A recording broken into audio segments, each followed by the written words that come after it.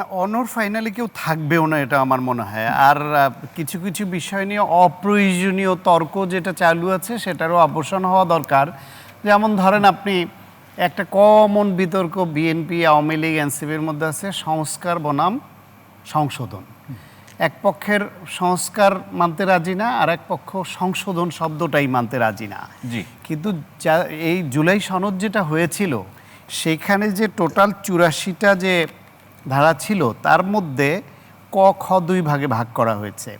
ক ভাগে সেই বইটার মধ্যেই বিষয়ে লেখা হলো সংবিধান সংশোধন সাপেক্ষে সংস্কারের বিষয়সমূহ। তো এখানে তো তাদের যে বইতে ঐক্যমত্য পোষণ করে যেটা সবাই সই করেছে সেখানেই তো বলছে যে এই সংস্কারটা হবে সংবিধানের সংশোধন সাপেক্ষে। তো বিএনপি তো সেটাই বলছে যে সংবিধানের যেই ধারাগুলো অপ্রয়োজনীয় বা ফ্যাসিবাদের কালে রচিত ধারাগুলো বাদ যাবে। জামাত আজকে এই কথা বলছে কেন? বা বলছি যে ধারাগুলো অপ্রয়োজন বাদ যাবে, যেখানে সংশোধন প্রয়োজন সংশোধন হবে, যেটা যোগ করার প্রয়োজন করা হবে।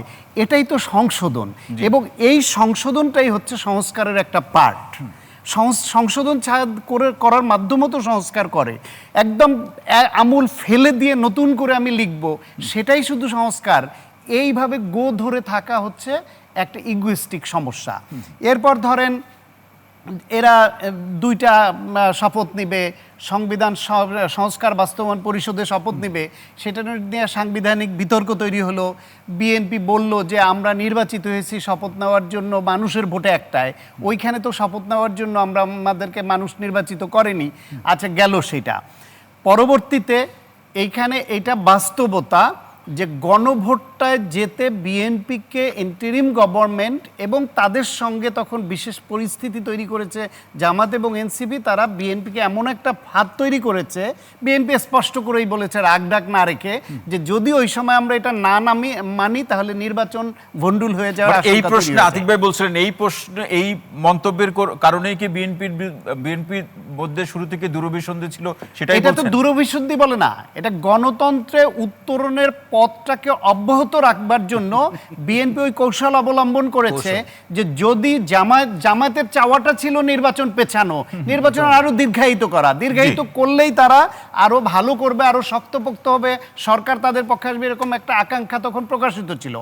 তখন বিএনপি একমাত্র রাজনৈতিক দলগুলোর মধ্যে বড় দল, অনেক দল চেয়েছে যারা দ্রুত নির্বাচন চেয়েছিল।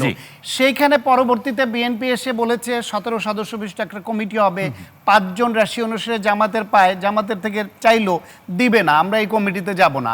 কিছুদিন আগে পরে দেখলাম যে জামায়াতের আমির, সংসদের বিরোধী দলীয় নেতা, তিনি বলছেন যে সংবিধান সংশোধন না সংস্কার করতে হবে, এই জন্য বিশেষ কমিটি করুন। তো ওই যে 17 জনের যে কমিটি, ওইটাই তো বিশেষ কমিটি।